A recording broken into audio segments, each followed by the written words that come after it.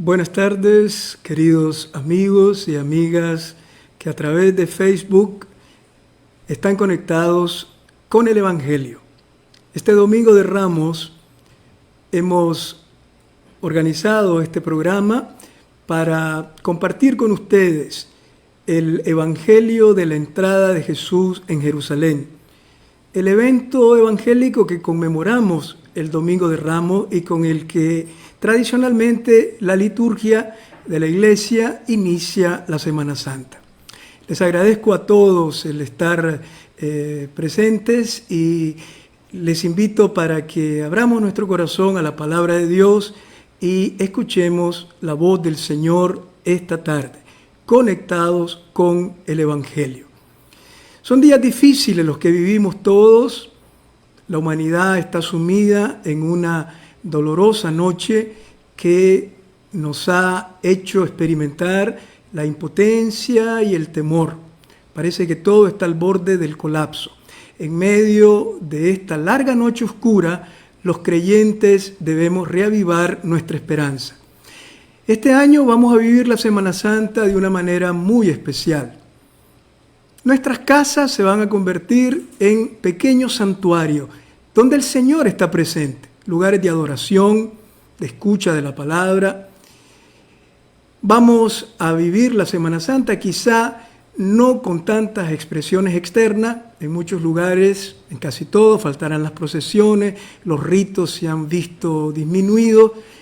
La Semana Santa este año la vamos a vivir más desde dentro, desde nuestra interioridad, quizá con más emoción y con más profundidad espiritual.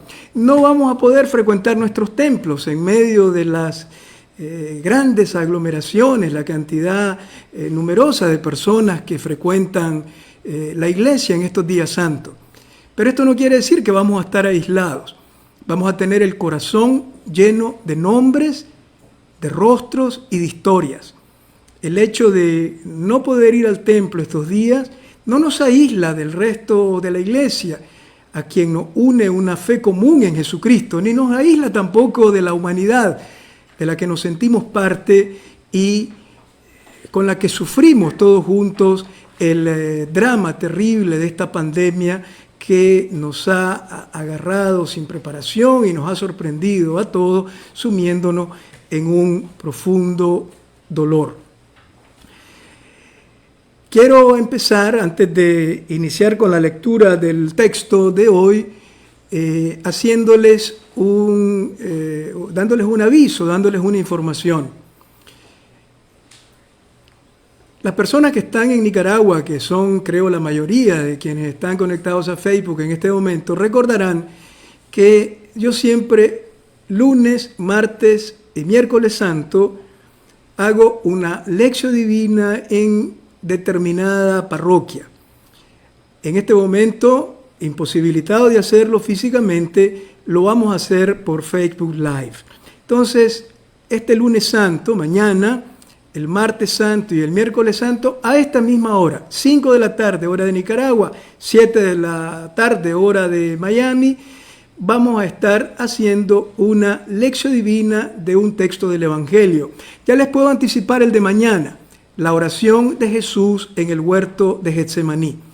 Vamos a explicar el texto, lo vamos a meditar y vamos a abrir nuestro corazón también para poder orar con él.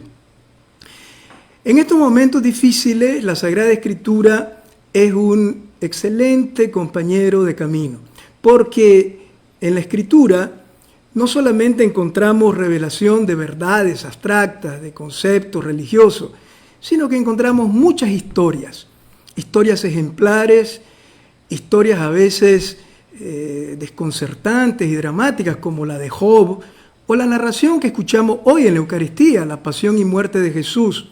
Son experiencias con las que nos podemos identificar. Y entonces, en estos días, acercarnos a la Escritura, no para aprender, sino para sentir al Señor cercano y a través de textos que en cierta manera reflejan lo que estamos viviendo. El libro de Job, por ejemplo, un hombre que sufre y está convencido a pesar de lo que los amigos le dicen, de que su mal y su enfermedad no es por castigo de algún pecado que ha cometido, y lucha con Dios. Todo el libro es una lucha tremenda de Job frente al Señor, esperando que le dé una respuesta. Al final, la respuesta que le da el Señor no es una verdadera respuesta a nivel de lógica o de explicación de los acontecimientos, sino una invitación a entrar en una lógica superior, a abandonarse y confiar en el Señor que nos conduce, que nos cuida, en cuyas manos estamos. Y Job, cuando reconoce que no puede comprenderlo todo y se abandona en las manos del Señor, dice: te han visto mis ojos. Experiencias como esta o como la de Jesús hoy: Dios mío, ¿por qué me has abandonado? Un grito que debería ser nuestra oración cotidiana en estos días. No tengamos miedo de orar como oró Jesús con estas palabras del Salmo 22. Al Señor le gusta escuchar nuestras quejas, disfruta con nuestros interrogantes. Preguntémosle, elevemos ante Él nuestro grito y nuestro lamento. Entonces, por eso he decidido en estos días santos, hasta el miércoles, tener estos momentos de acercamiento a la Escritura. Entonces, los invito para lunes, martes y miércoles santo, a esta misma hora, en mi cuenta de Facebook, a las 5 de la tarde, hora de Managua, 7 de la tarde, hora de Miami, a una meditación bíblica. Mañana haremos, como dije, la oración de Jesús en el huerto de Getsemaní. En estos días ya sabemos lo que tenemos que hacer: estar en casa para evitar contagiar y ser contagiados, lavarnos las manos con frecuencia, con abundante agua y jabón, y secarnos con una toalla limpia o de papel sin haberlo usado, guardando la distancia social necesaria para evitar contagios. Y ahora están recomendando que si salimos a la calle también ponernos una mascarilla que nos tape la nariz y la boca.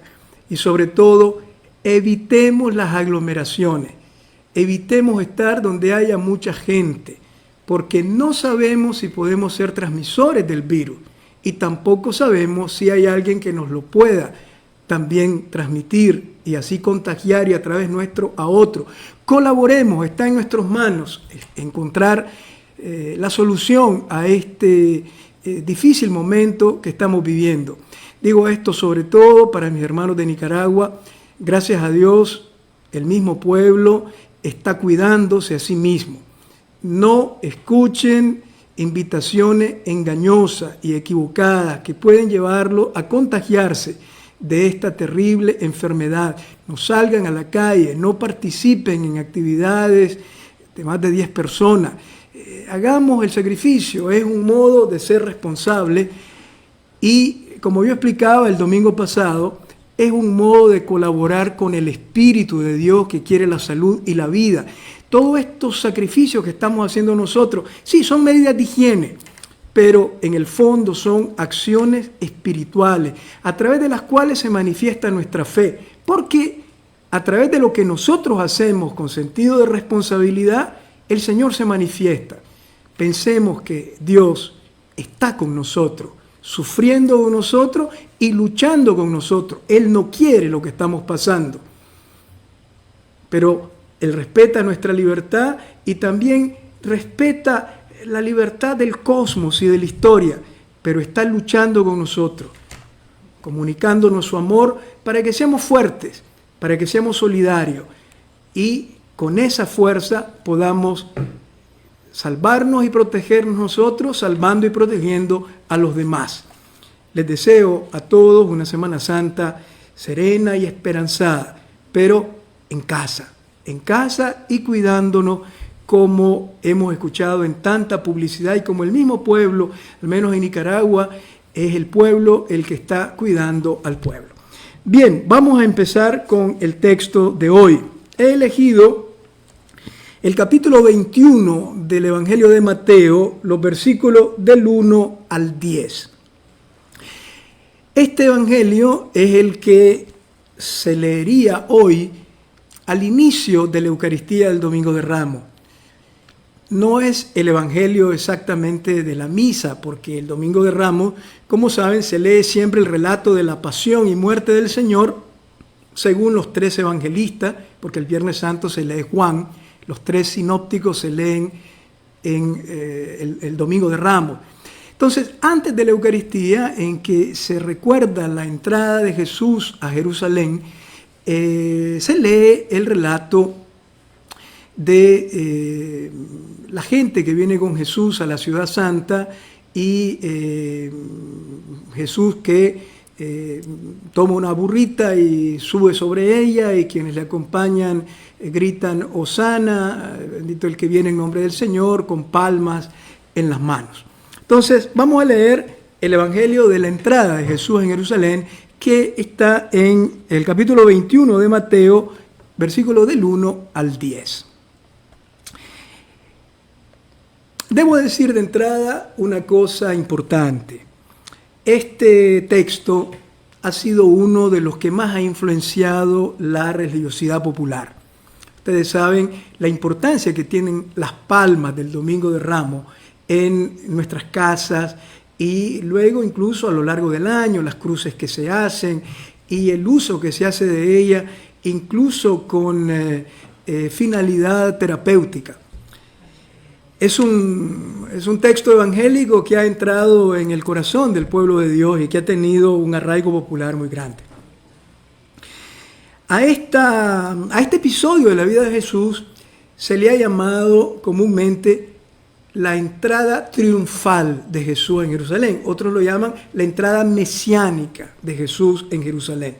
Yo quiero aclarar de entrada una cosa, y con esto no estoy echando un balde de agua fría sobre nuestra fe y sobre nuestras tradiciones.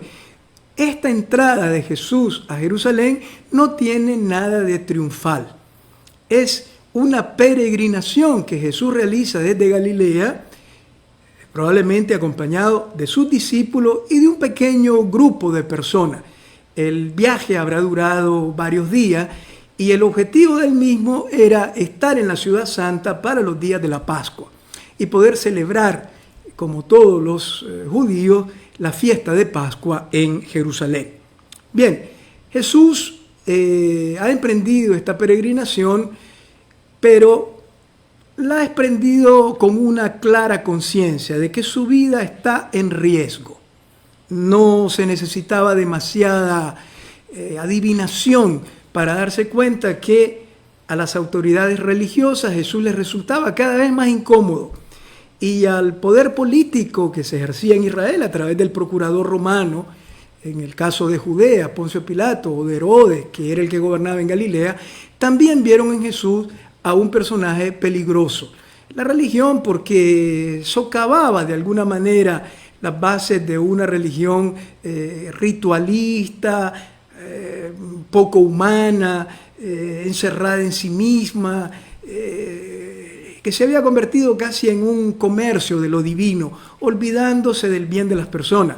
Y para el poder político, que en aquel tiempo era un poder extranjero, de ocupación en Israel, también Jesús representaba un cierto peligro, porque estaba levantando demasiadas esperanzas en la gente, lo cual representaba un riesgo para los romanos, que temían siempre una sublevación, un levantamiento violento de parte de este pueblo que siempre fue un tanto rebelde. Los romanos también, algunas expresiones de Jesús en contra del poder que oprime, en contra del dinero que se adora como un dios, eran frases que incomodaban. Jesús sabe que es perseguido, que es espiado. Más de una vez ya le han querido quitar la vida o lo han querido apresar. No han encontrado el momento. Los evangelios, curiosamente, siempre dicen porque tenían miedo de la gente. Sabían que una gran mayoría del pueblo, sobre todo la gente sencilla, tenía una gran confianza en Jesús y estaba cerca de él y lo hubieran apoyado quizá en algún momento. Pero las cosas se van volviendo más tensas y Jesús emprende el viaje a Jerusalén con la conciencia de que el riesgo es muy grande.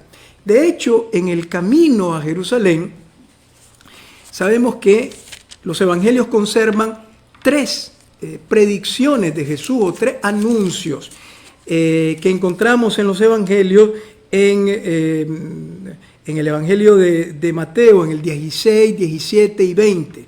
Capítulo 16, 17 y 20 del evangelio, Jesús que dice: el Hijo del Hombre va a ser rechazado. Lo apresarán, lo azotarán y lo matarán. Y añadía también: al tercer día resucitará. Una luz de esperanza hay en todos estos anuncios. Pero por 3 veces Jesús ha hablado de su destino, que puede ser un destino doloroso y su vida puede desembocar en una fatalidad, como efectivamente ocurrió. Este es el espíritu con el que Jesús emprende esta peregrinación a Jerusalén.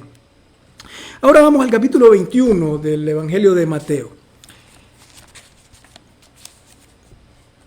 Cuando se aproximaron a Jerusalén, llegaron a Betfagé, en el monte de los Olivos. Aquí tenemos 3 indicaciones geográficas que no son una descripción topográfica del lugar, sino una indicación que tiene que ver con el mensaje de Mateo. El texto que vamos a leer es toda una catequesis sobre el mesianismo y la realeza de Jesús. Jesús está cerca de Jerusalén y llegan a una aldea que se llama Betfagé. Betfagé significa en hebreo casa de los higos. En un episodio que viene a continuación, ahí en el capítulo 21, a partir del versículo 18, Jesús se va a encontrar una higuera estéril que tiene muchas hojas y que no da fruto. Es símbolo de la institución religiosa del judaísmo, que aparece con una exterioridad muy llamativa, pero que cada vez se está volviendo más incapaz de dignificar al ser humano y de ofrecerle la salvación de Dios. Entonces Jesús se acerca a Jerusalén y Mateo nos recuerda, dice: se aproximaron a Jerusalén y llegaron a la casa del higo.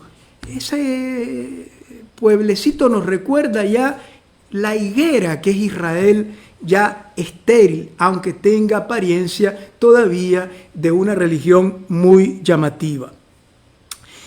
Y nos dice dónde quedaba este pueblo: en el Monte de los Olivos. El Monte de los Olivos es una protuberancia geográfica que está al este de Jerusalén, y que en el Antiguo Testamento tiene mucha importancia. El Monte de los Olivos, en el capítulo 11 del profeta Ezequiel, es el lugar donde se posa la gloria del Señor. Después que abandona el templo y antes de ir al exilio, cuando los babilonios han saqueado e incendiado el templo, la gloria del Señor sale por el lado oriental del templo, hacia el este, y se posa en el Monte de los Olivos. Entonces el Monte de los Olivos es el lugar en donde la gloria del Señor se posa abandonando el templo. Aquí tenemos otra indicación de tipo teológico en el mensaje de Mateo. Y finalmente el Monte de los Olivos, en el capítulo 14 del profeta Zacarías, también tiene una importancia fundamental, porque es el lugar de la manifestación última, definitiva de Dios, en donde enfrentará las fuerzas del mal. Dice Zacarías 14 que es el Monte de los Olivos el lugar que el Señor partirá en 2 al final de los tiempos, destruyendo las fuerzas contrarias a su reino, las fuerzas del mal, las fuerzas que deshumanizan. Entonces, el Monte de los Olivos había adquirido un valor mesiánico, es decir, el lugar de la manifestación de Dios, y en el tiempo de Jesús, el lugar de la manifestación del Mesías, por todos esos ecos que tenía este monte, esta colina que está al este de Jerusalén, y allí sitúa Mateo la llegada de Jesús cerca de Jerusalén. Está por manifestarse el Mesías.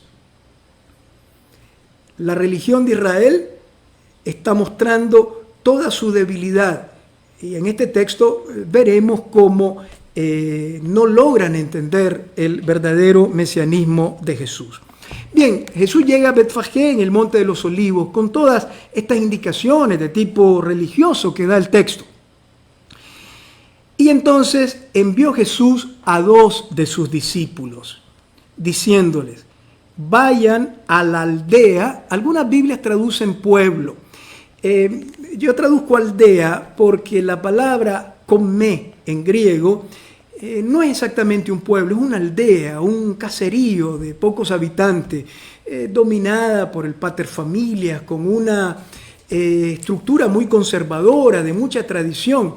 De hecho, en los evangelios, siempre que aparece la palabra komé, que es exactamente una aldea, nos encontramos con un espacio humano cerrado a lo nuevo, un espacio humano arraigado en lo antiguo, en la tradición, donde prevalece la ley de siempre se ha hecho así y no queremos nada nuevo.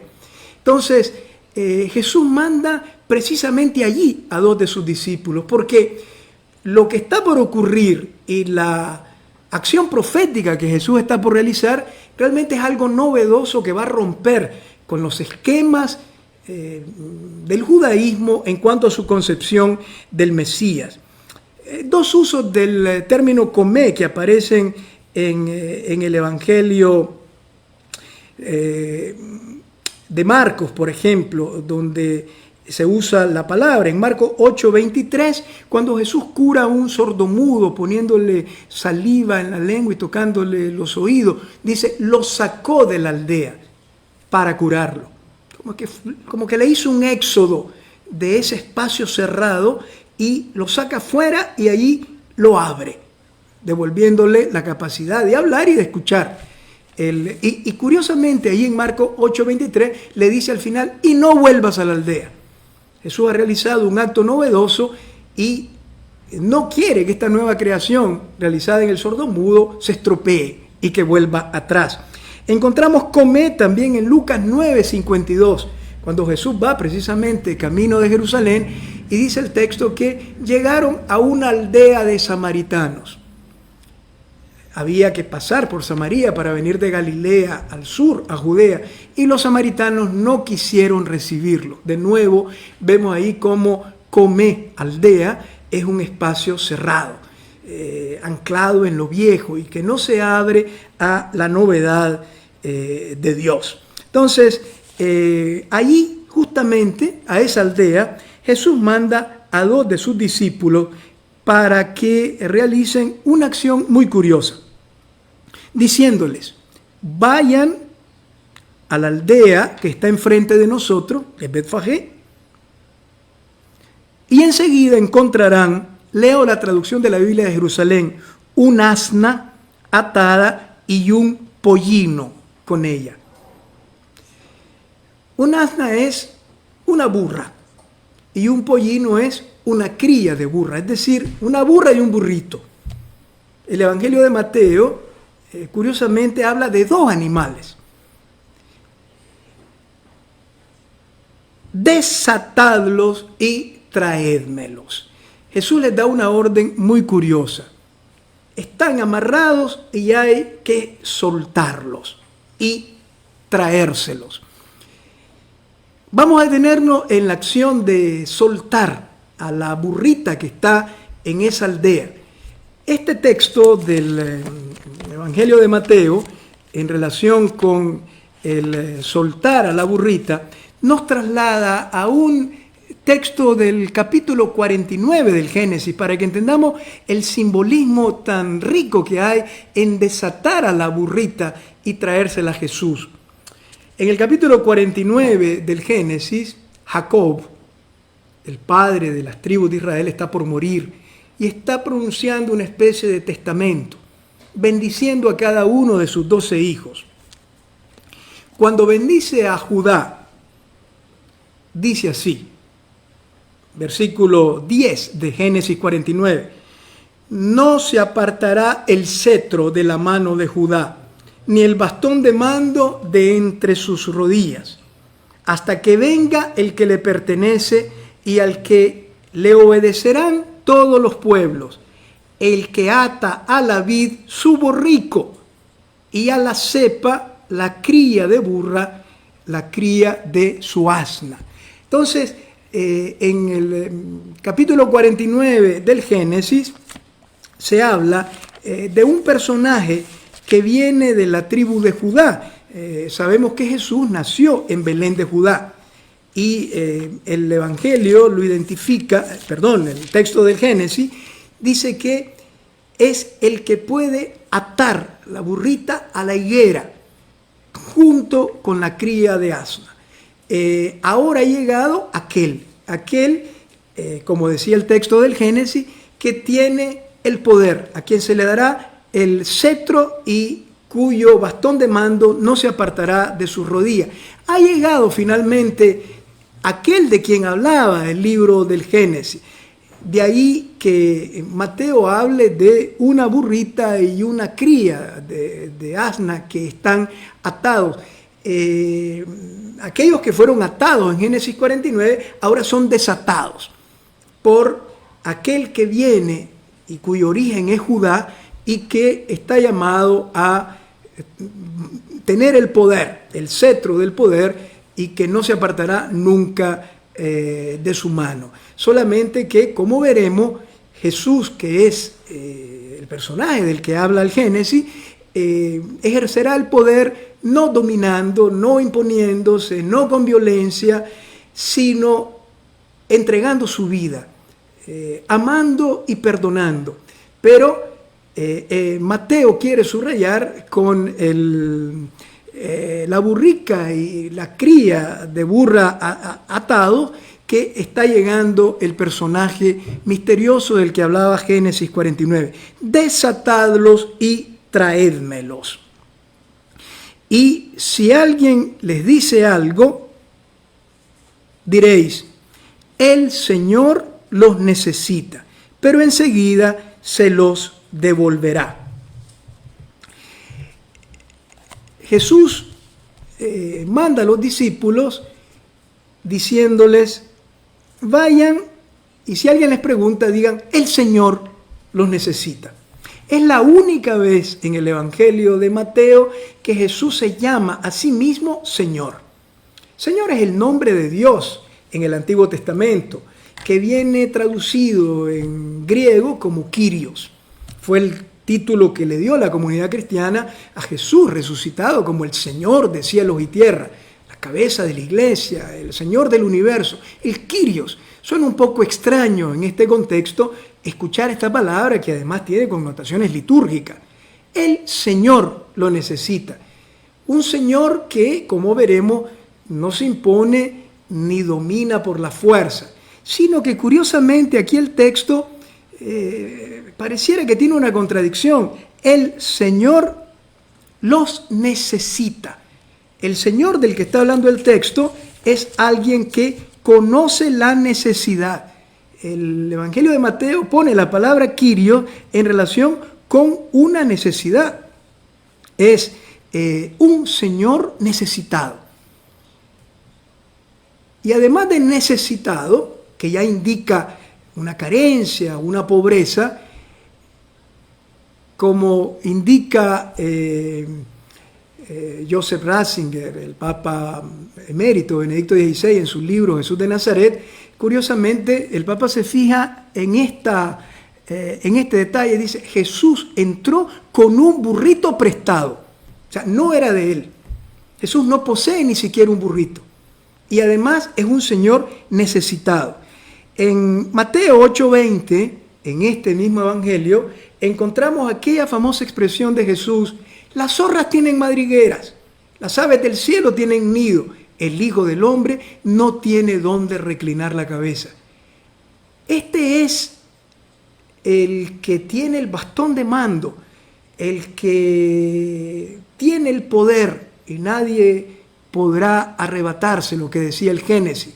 Un Señor que tiene necesidad y un Señor absolutamente pobre. Son detalles que van, en cierta manera, rompiendo los esquemas de la concepción mesiánica del judaísmo. Ahora podemos entender por qué la importancia de la palabra comé, la aldea, porque es como si el Evangelio quisiera entrar en mentes estrechas, quisiera romper esquemas humanos demasiado arraigados. Y cuesta a veces dejarse cuestionar y abrirse a concepciones nuevas. Y ordinariamente Dios está abriendo sendas nuevas delante de nosotros. Pero, como dice el refrán, vale más lo viejo conocido que lo nuevo por conocer. Aquí lo viejo conocido es la teología mesiánica de Israel. Un Mesías nacionalista, poderoso, guerrero, que derrotará a los enemigos de Israel e instaurará de nuevo el reino davídico, el reino que unificó el rey David hacía ya varios siglos. Este es el Mesías que la gente espera. Jesús es presentado por Mateo en este texto como el verdadero Mesías, pero un Mesías que, como hemos visto, es necesitado. De hecho, para conseguir la burrita, necesita de 2 de sus discípulos. Vamos a ver mañana en la oración en el huerto que en el momento de mayor angustia de Jesús le dice a los discípulos: quédense conmigo y velen aquí. Tiene necesidad de los discípulos. Un Señor necesitado. Este es el Mesías del que habla Mateo. Jesús necesitó de la humanidad para manifestarse. De una familia, de una madre, de un padre biológico, de una nación en la que convivir. Entró necesitado en este mundo a formar parte de la humanidad y vivió necesitado sin que nada se le pegara a las manos, nunca poseyó nada. Y ahora, ya al entrar, recordemos que no había lugar para él en la posada cuando tuvo que nacer. Este Señor, Kyrios, el Señor de la gloria, entra a Jerusalén necesitado. El Señor lo necesita. Esto rompe los esquemas del mesianismo tradicional. Y además, la pobreza. Entra con un burrito que no es suyo, un burrito prestado. Y dice Mateo: esto sucedió para que se cumpliera lo dicho por el profeta. Y aquí Mateo, como en tantas otras ocasiones, es el evangelista que más lo utiliza, continuamente dice: para que se cumpliera lo que estaba dicho por el profeta. Porque Mateo ve en Jesús el cumplimiento de todas las promesas hechas a Israel. Él es el nuevo Moisés, Él es la nueva alianza, Él es la nueva ley. De ahí que continuamente Mateo esté relacionándolo con lo escrito por los profetas. Y aquí cita al profeta Zacarías, en un texto que también es curioso. Lo vamos a leer y debo decir que era un texto que no había tenido mucho arraigo en Israel, precisamente porque rompía el esquema tradicional del Mesías glorioso, del Mesías poderoso que vence a los enemigos de Israel. Zacarías 9:9. Pero Mateo no lo cita totalmente. Mateo no lo copia literalmente de cómo lo está presentando el libro de Zacarías, sino que Mateo lo interpreta muy libremente. Esto lo hacían los autores del Nuevo Testamento porque se sienten en derecho de hacerlo. Jesús es la plenitud de la profecía. Entonces ellos pueden elaborar los textos antiguos de Israel y releerlos a la luz de la realidad definitiva y plena de la revelación en Jesucristo, el Hijo de Dios. Y Mateo utiliza Zacarías 9:9 de una manera muy original. No lo toma literalmente, no hace, como decimos nosotros en la computadora, copia y pega, sino que lo elabora. El texto de Zacarías 9:9, que es el que cita Mateo, empieza así en el libro de Zacarías: exulta sin parar Sión, grita de alegría Jerusalén. Este versículo lo omite Mateo, porque lo que va a decir no es una invitación a la alegría de Jerusalén, que como veremos al final del texto es una ciudad escéptica, indiferente y que no acoge ni cree jamás en Jesús. Entonces, Mateo elimina esa primera parte y toma de Isaías 62:11 la introducción. Decid a la hija de Sión. Una introducción simplemente invitando a Jerusalén que escuche, quitando la invitación al gozo. Y luego vuelvo al libro de Zacarías. Que viene a ti tu rey, justo y victorioso, humilde y montado en un asno, en una cría de asna. Mateo cita el texto de Zacarías, pero suprime justo y victorioso. Mateo dice, he aquí que tu rey viene a ti, manso y humilde, en un asna y un pollino, hijo de animal de yugo. Es decir, hay dos adjetivos que tiene el rey en el libro de Zacarías que Mateo omite, los borra. Justo y victorioso. ¿Por qué? Porque el Mesías que él está describiendo, el Mesías que quiere presentar, ¿no? El misterio de Jesús Mesías es muy distinto. El adjetivo justo hace alusión a un rey que se impone para exigir el cumplimiento estricto y pleno de la ley. Era justo el que cumplía la ley. Mateo quita eso, no le interesa ponerlo porque Jesús no ha venido a hacer cumplir la ley de Moisés, más bien la interpreta de otra manera y muchas veces va contra ella cuando la ley se opone al bien del ser humano. Entonces quítalo de justo, porque tiene que ver con el cumplimiento de la ley, y quítalo de victorioso, porque la imagen del Mesías que presenta Zacarías es un Mesías que ha derrotado a los enemigos, y Jesús nunca derrotó a nadie, aceptó ser derrotado él para dar la vida. Es el Mesías que entrega la vida, no la quita a nadie.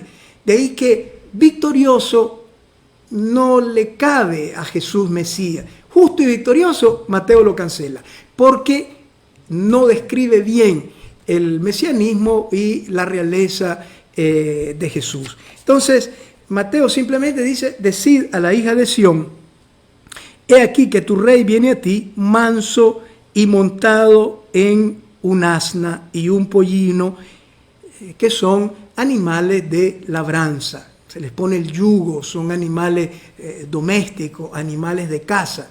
Probablemente el hecho de que sea una burrita y su cría también le da un ambiente familiar al texto que Mateo quiere presentar, liberado totalmente de toda alusión violenta y bélica.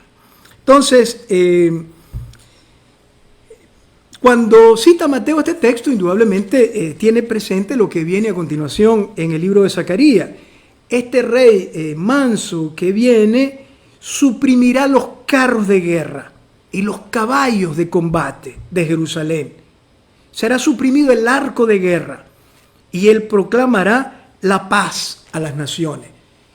Eso está en el trasfondo. El rey que entra, el Mesías que Mateo describe, es un rey lleno de mansedumbre y que con su mansedumbre realiza la paz y promueve la paz. El adjetivo manso en el versículo 5 de Mateo es el adjetivo central. Jesús aparece manso. Este mismo adjetivo, praus, en griego, es el que aparece en Mateo 5:8. Dichosos los mansos, porque heredarán la tierra. Manso es sinónimo de no violento. Una persona que no es agresiva. Una persona que es incapaz de hacerle daño a otro. Entonces, Jesús aparece así como Mesías. El rey manso que entra a Jerusalén. Nos recuerda también otro texto del Evangelio de Mateo, Mateo 11:29, donde Jesús dice: aprended de mí, que soy manso y humilde de corazón. Con lo cual vemos la importancia que Jesús le daba a esta connotación de la mansedumbre en su evangelio. Voy a interrumpir para leer un par de preguntas, porque la idea es también que podamos interactuar. Alejandro Quintero pregunta: si el evangelista menciona que se cumplió la profecía, ¿por qué los judíos aseguran que Jesús no es el Mesías? Dios le bendiga. Gracias, Alejandra Quintero.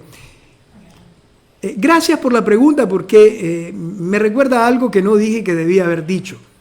Hay muchas profecías del Antiguo Testamento que no tuvieron mucho éxito en la espiritualidad y la religión de Israel. Tengamos en cuenta que los textos proféticos los redescubre el cristianismo. Para los judíos lo importante era la Torá, no la profecía. Y justamente este texto de Zacarías, que habla de un rey manso y humilde que no destruye a los enemigos, sino las armas de guerra, instaurando una época de paz, fue un texto que no tuvo gran éxito, no tuvo mucha acogida en Israel. Entonces, cuando Mateo dice se cumple esta profecía, está diciendo algo revolucionario para Israel, porque el Mesías para los israelitas no estaba prefigurado exactamente en Zacarías 9:9. De ahí que el uso de este texto sea especialmente novedoso. Son textos que están en las Escrituras de Israel, pero a ver si me explico, no todos los textos tenían la misma importancia en Israel y los profetas no eran la parte más importante. Hay autores que piensan que el hecho de desatar la burrita y su cría en Betfagé es un modo simbólico de decir que este texto de Zacarías 9 también es desatado. Es decir, pierde su ocultamiento, su calidad de texto olvidado y se pone en el centro, porque es el que verdaderamente describe al Mesías pacífico y no violento, que entrega su vida por los demás. Aquí tenemos otro mensaje. Alexandra Chavarría nos escribe y dice: Monseñor, el canal y Radio Católica de Sébaco estamos transmitiendo en vivo bajo la dirección del presbítero Uriel Vallejo, quien le envía saludo. Muchísimas gracias, Alexandra, y muchísimas gracias, Padre Uriel. Y gracias al canal y a Radio Católica de Sébaco. Gracias por la transmisión y por hacer llegar la palabra de Dios a nuestro pueblo. Que Dios los bendiga. Quisiera aprovechar para agradecer también a Radio La Costeñísima, que esta mañana transmitió en vivo la Eucaristía que presidí en una parroquia de Miami. Me están diciendo aquí que está transmitiendo también ahora. Así que a Radio La Costeñísima, el director es León, ¿no? Sergio León. Sergio, muchísimas gracias y gracias a La Costeñísima. Esperamos que esta palabra de Dios llegue con fuerza a nuestros hermanos de la costa caribe. Bueno, continuamos con el texto. Entonces, todo esto es lo que indica el texto de Zacarías. Tengamos en cuenta, por lo tanto, que la entrada de Jesús en Jerusalén es una acción profética que tiene por objeto, en primer lugar, destruir la imagen tradicional de Mesías y presentar a Jesús en su condición de Mesías manso, humilde, pacífico, que no hace daño, sino que está dispuesto a sacrificarse por amor de los demás. Bien, después de la cita de Zacarías, en el capítulo 21 de Mateo, continúa el texto en el versículo 6. Fueron pues los discípulos e hicieron como Jesús les había encargado. Aquí los discípulos representan a la comunidad cristiana. Jesús tuvo necesidad de ellos para que fueran a desatar la burrita y su cría. Ellos fueron la mediación para que empezara a manifestarse la novedad del Mesías, porque es la burrita la que hará posible que el texto de Ezequiel se desate y pueda aparecer con toda su luminosidad. ¿Y quiénes fueron a desatar la burrita? Los discípulos. El Señor los necesita a los discípulos. El Señor necesita siempre discípulos que crean y confíen en Él. Necesita discípulos para enviarlos como testigos, como servidores, como anunciadores del Evangelio. El Señor necesita de comunidades cristianas creyentes, vivas, fraternas, misioneras.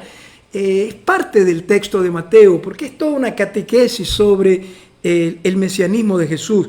Aquí los discípulos de Jesús, dice el Evangelio, hicieron como Jesús les había encargado.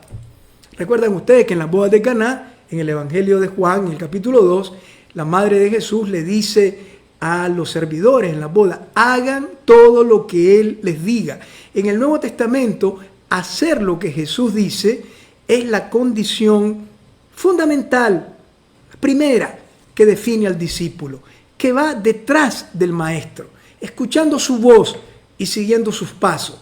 Entonces los discípulos aquí hicieron lo que Jesús les había encargado. Este es el ideal nuestro también como discípulos, hacer lo que Jesús nos dice. Entonces, seguimos con el texto. Y trajeron el asna y el pollino. Luego pusieron sobre ellos sus mantos y Él se sentó encima. El manto en la tradición bíblica es la persona. Es la prolongación de la intimidad y de la interioridad de una persona. Pensemos Elías, que en 1 Reyes 19 echa el manto sobre Eliseo para indicarle que será su sucesor. O en el segundo libro de los Reyes, en el capítulo 2, cuando Elías es arrebatado al cielo, Eliseo le toma el manto, porque comienza en ese momento su ministerio. Entonces, el manto es la persona. Cuando los discípulos echan el manto sobre la burrita, sobre la que Jesús se ha montado, pusieron sobre ellos sus mantos y Él se sentó encima. Entonces, quiere decir que los discípulos acogen la revelación profética que se está haciendo con la acción profética de la burrita, que recuerda Zacarías 9:9. Ellos aceptan la propuesta de Jesús, creen en su mesianismo, están con Él. En cambio, dice el versículo siguiente, el versículo 8, la gente, que es distinta a los discípulos, muy numerosa, extendió sus mantos por el camino. Distinto. Ya no es el manto sobre la burrita, sobre la que va a montar Jesús, como acogiendo personalmente su estilo mesiánico, sino que estos ponen sobre el suelo los mantos para que ahí camine Jesús. Este es un gesto conocido también en el Antiguo Testamento y en muchas culturas. El rey victorioso era recibido echando mantos en el suelo para que el rey entrara pisándolos como signo de su dominio. La gente no ha entendido el mesianismo de Jesús y todavía esperan un Mesías victorioso que domine y que se imponga por la fuerza. De ahí que ponen los mantos no sobre la burrita sobre la que va a montar Jesús, sino sobre el suelo para que Jesús lo pise. Es decir, la gente están dispuestos a ser súbditos, están dispuestos a someterse, tienen temor a un camino de libertad frente a un Mesías desarmado que ofrece simplemente el sacrificio del amor como camino, y con tal que el Mesías destruya a los enemigos, ellos están dispuestos a someterse. Eso significa echar el manto por el camino. Y al mismo tiempo esta gente va arrancando ramos de los árboles, dice el texto, cortaban ramos de los árboles y las tendían por el camino. Tiene el mismo significado. están contagiándose exaltados y entonces están recibiendo a Jesús en un modo equivocado. Es decir, lo están recibiendo como si Jesús fuera un Mesías de dominio, un Mesías que se impone por la fuerza. Marta Portocarrero nos escribe y dice, mi pregunta es, ¿qué es la Pascua que celebran los judíos y que Jesús llegaba a celebrar? Y hoy en día, ¿qué celebramos los católicos y la Pascua? Espero contestarte a tu pregunta en los próximos días, porque si no nos desviamos del texto. A lo largo de lunes, martes y miércoles vamos a ver otros textos en donde podremos contestar la pregunta sobre la Pascua. Entonces, quiero hacer notar una cosa. En los mantos por el camino y los ramos que la gente muestra y con los que saludan a Jesús y los tienden por el camino, son signos de que no han entendido al Mesías tal como se ha presentado. Yo me doy cuenta que con esto estoy presentando una interpretación que puede chocar, porque tradicionalmente en la iglesia usamos los ramos. Yo también he querido arreglar hoy aquí el set con las palmas del Domingo de Ramos, pero en el texto en realidad muestran a una gente que no ha entendido el camino del Mesías. Por eso decía que no es una entrada triunfal, sino más bien una entrada enigmática, donde los discípulos, obedeciendo, creen, quizás sin comprender totalmente, pero la mayoría de la gente no logra entender a un Mesías de este estilo. Y curiosamente veamos lo que ocurre. No solamente tienden los mantos y lo aclaman, sino que la gente va adelante y detrás de él. La gente que va adelante va marcándole el camino a Jesús. Ellos lo quieren llevar, no van conducidas por Jesús. Y las que van detrás lo van como empujando. Jesús ha quedado en el centro de la muchedumbre. Un modo muy curioso de Mateo de decir de nuevo la tentación del poder. La misma del diablo en Mateo 4, cuando a Jesús le dice, te daré todos estos reinos si postrándote me adora. En la entrada de Jesús a Jerusalén se presenta la tentación del poder, sobre todo que la gente empieza a gritar, Hosana. Hosana es una palabra hebrea que significa sálvanos. Se dirigía a Dios en el templo y aquí está dirigida al hijo de David. Tengamos en cuenta, David fue un rey, el rey que unificó la monarquía en Israel. Este es el rey que invoca a la gente, un rey que unificó la monarquía llevando adelante estrategias militares y ganando numerosos combates. Jesús no es como David. Al llamarle hijo de David, no han captado el misterio de Jesús. Bendito el que viene en nombre del Señor es una frase que se usaba, como aparece en el Salmo 118, en primer lugar para los peregrinos que llegaban al templo. Ahora la frase ya tiene también sentido mesiánico. Aquel que viene en nombre del Señor es aquel que Dios había prometido, aquel que Dios envía para salvar y cambiar al mundo. ¿Qué es lo que Mateo nos está diciendo? La verdadera imagen del Mesías, Salvador, a través del amor y de su entrega y su sacrificio, solo se revelará en la cruz. Por eso la entrada a Jerusalén es ambigua. La gente aclama a un rey victorioso, que no han entendido todavía el mesianismo de este rey de paz. Entonces, a continuación, el texto, vamos ya hacia la conclusión, cuando Jesús entra en Jerusalén. Al entrar en Jerusalén, toda la ciudad se conmovió. El verbo que utiliza Mateo es el verbo escío, de donde viene seísmo o sismo, es el verbo de los terremotos. Ocurrió como un terremoto en la ciudad. No es la primera vez que Jerusalén se conmueve ante Jesús. Cuando llegaron los magos en el capítulo 2, Herodes y toda la ciudad también se conmovió cuando oyeron que un rey había nacido. La ciudad de Jerusalén en el Evangelio de Mateo es siempre una ciudad cerrada a la revelación de Dios, una ciudad centrada en sus propios intereses, llena de un orgullo religioso que la tiene cegada. Entonces, Jerusalén, al oír que aclaman a un rey, dice, la ciudad se conmovió, toda la ciudad quedó como asombrada de que viniera un hombre cualquiera aclamado como un rey, y preguntaban, ¿y quién es este? Precisamente porque esto está en el versículo 10. ¿Quién es este? Es que no trae ninguna credencial. ¿A dónde está su poder para que sea aclamado como Mesías? ¿A dónde está el distintivo que lo acredita como enviado de Dios? ¿Quién es este? Así entra Jesús a Jerusalén. Por eso decía, no es una entrada triunfal. La gente no lo ha entendido y Jerusalén se muestra cerrada e indiferente.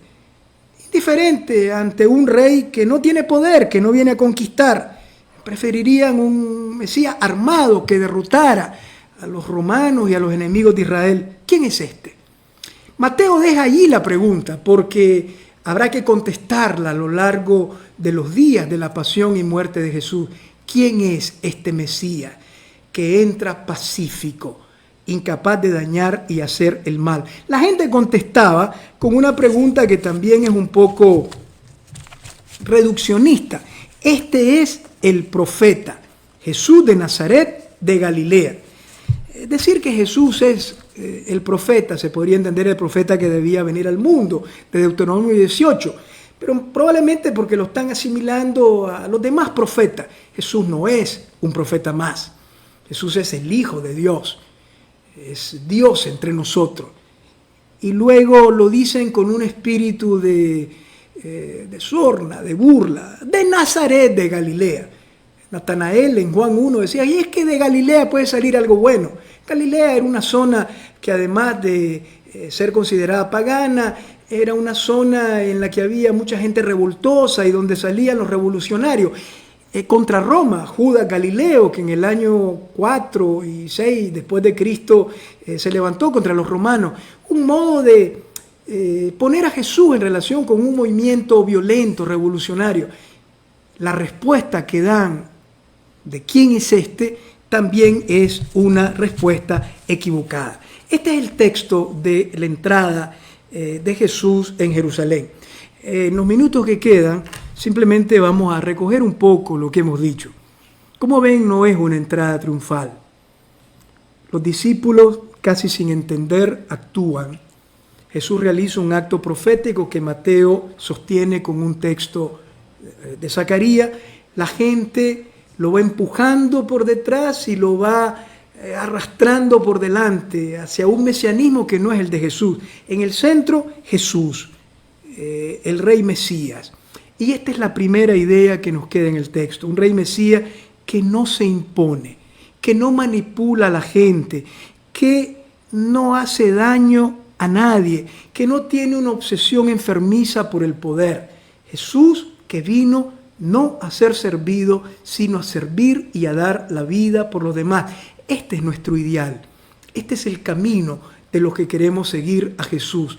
Por eso resulta no solo contraproducente, sino contrario al Evangelio, todo intento de dominio, todo intento de sometimiento y todo acto de agresión y de violencia contra el ser humano es contrario a la revelación mesiánica de Jesús.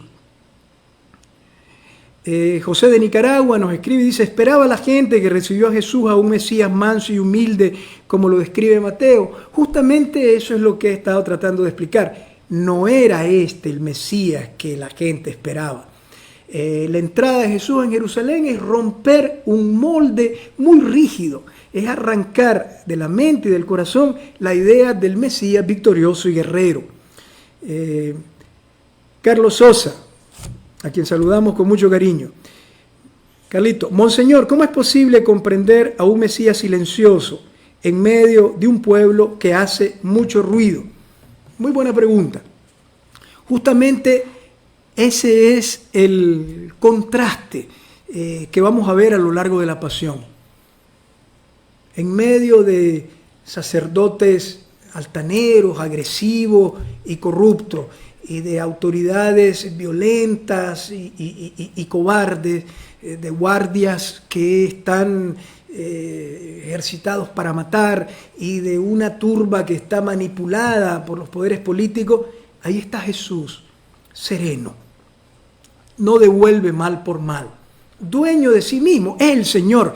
Es el Señor no porque manda, sino porque es dueño de sí, libre y dueño de la situación, amando hasta el final, consciente del camino que está llamado a hacer para revelar el verdadero rostro de Dios y además revelar lo único que salva a la humanidad, que es el amor, el sacrificio y la paz. Son las únicas actitudes que pueden llevar a la humanidad a sendas de vida y de fraternidad. Entonces, sí, Jesús es un Mesías extraño en medio de toda esta gente que no lo comprende. La iglesia celebra el Domingo de Ramos y todos, bueno, usamos las palmas, los ramos, e incluso repetimos las palabras de la gente, y hasta hay cantos con el Hosana, bendito el que viene en nombre del Señor. Lo hemos introducido incluso en la liturgia cristiana, pero le hemos cambiado el sentido. Nosotros aclamamos a Jesús con palma y decimos el Hosana y lo llamamos Hijo de David y el que viene en nombre del Señor, pero ya sabiendo qué Mesías es Jesús. En cambio, aquella gente que entró a Jerusalén no estaba dispuesta ni preparada para aceptar esta novedad. Dos cositas para terminar. Este texto nos revela una cosa: qué difícil es para el ser humano romper sus esquemas y su mentalidad, la rigidez. Aquí vemos a un pueblo que no termina de aceptar lo que Jesús propone. No tengamos miedo de dejar de pensar lo que pensamos si lo que nos proponen es más razonable, si lo que nos proponen o dicen los otros es algo que tiene más sentido. Aprendamos a ser flexibles. Aquí aparece un pueblo que no está dispuesto a dejarse guiar por Jesús en el camino de la mansedumbre. Una pregunta que nos queda rondando en el ambiente después de leer este texto: ¿qué preferimos nosotros que seguimos a Jesús? ¿La agresividad o la mansedumbre? La agresividad es de levantar la voz, de decir palabras hirientes, que todos llevamos como una inclinación a imponernos, a dejar que los demás se nos sometan, desde alzar la voz y dañar con palabras hirientes hasta los actos de agresión y de violencia que luego se concretizan en las sociedades en poderes tiránicos y en poderes dictatoriales que oprimen a los pueblos. Es lo más contrario al espíritu de Jesús. Pienso en este momento en el pueblo de Nicaragua. Hace algún tiempo, 50 tanques de guerra comprados a Rusia por $800 millones, por el país más pobre de América Latina. ¿Para qué queríamos esas armas si no estamos en guerra? ¿No era lo mejor haberlas usado en hospitales, en utensilios médicos para preparar las clínicas y dar mejor atención de salud a la gente y poner ese dinero al servicio de la vida? Eso es no entender el camino de la verdadera humanización.